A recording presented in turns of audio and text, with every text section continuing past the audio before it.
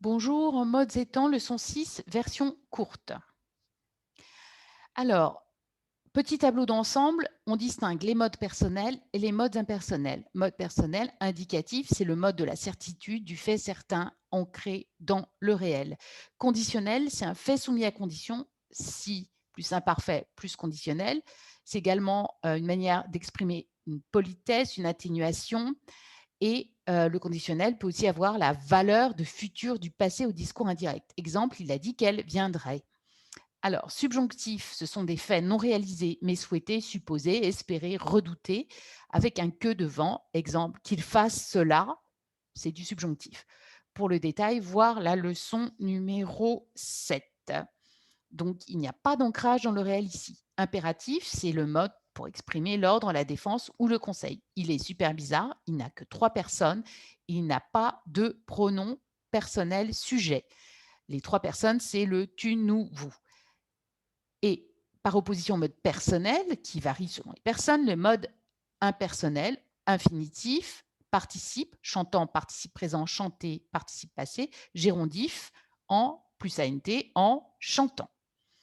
Distinction globale des temps simples et des temps composés. Le temps simple, c'est un mot. Le temps composé, c'est 2 mots. Auxiliaire pour plus participe passé du verbe. Alors, indicatif 4 temps simple, présent imparfait, futur passé simple. Temps composé 4 temps composé, passé composé, plus que parfait, futur antérieur, passé antérieur. Conditionnel, un temps simple, le présent, un temps composé, le passé.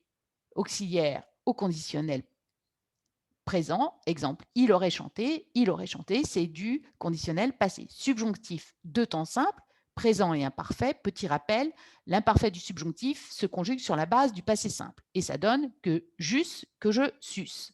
Donc c'est toujours un temps qui fait beaucoup rire tout le monde. Imparfait du subjonctif. Subjonctif, donc deux temps également composés, le passé avec l'auxiliaire au présent du subjonctif et le plus que parfait avec l'auxiliaire à l'imparfait. Et là, ça donne que j'eusse su. Donc ça, c'est le plus que parfait du subjonctif. Impératif, un temps simple, le présent, un temps composé, le passé, et ça donne ayons chanté. Alors, valeur des temps, on vous demandera essentiellement la valeur des temps de l'indicatif. Temps simple, présent, on peut avoir un présent d'actualité ou d'énonciation. Ça se passe au moment où on parle. D'habitude, c'est un fait qui se répète dans le présent. De vérité générale, c'est un fait toujours vrai, atemporel. C'est le présent des proverbes. De narration, c'est une mise en relief d'un fait dans un récit au passé, futur ou passé proche. Il sent à l'instant, elle arrive dans une minute, c'est du présent, mais en fait, ça correspond à du futur ou passé proche. Futur, c'est une action à venir, c'est l'expression d'un ordre. Temps du passé, imparfait, habitude et répétition dans le passé, description dans le passé, second plan dans le passé, sont des actions mal limitées dans le temps. Par exemple, on ne connaît pas le début ou pas la fin. Passé simple, complètement opposé aux valeurs de l'imparfait, action ponctuelle, successive, action de premier plan et soulignons que à l'oral, c'est un temps qui relève d'un niveau de langue soutenu.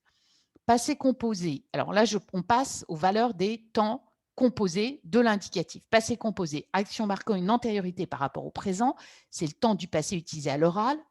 Je vous ai dit, on n'utilise pas le passé simple, hein, on utilise le passé composé à l'oral. Plus que parfait, antériorité par rapport à l'imparfait et au passé en général. Passé antérieur, c'est la même chose. Futur antérieur marque l'antériorité par rapport au futur. Alors, question possible à l'oral. Donner la valeur des temps, le plus fréquent, le présent ou les temps du passé imparfait, passé simple. On peut vous demander de justifier l'emploi de l'imparfait par rapport au passé simple ou par rapport au passé composé ou par rapport au plus que parfait. Vous avez compris le système. Transformer un récit à l'imparfait au passé simple ou l'inverse, ou transformer un récit au présent à l'imparfait. Quel est l'effet produit? Facultatif, c'est facultatif, donc je ne vous le donne pas, mais je vous le lis juste. Donner la valeur modale, il faut se référer au premier tableau. Voilà. Et je vous dis à bientôt.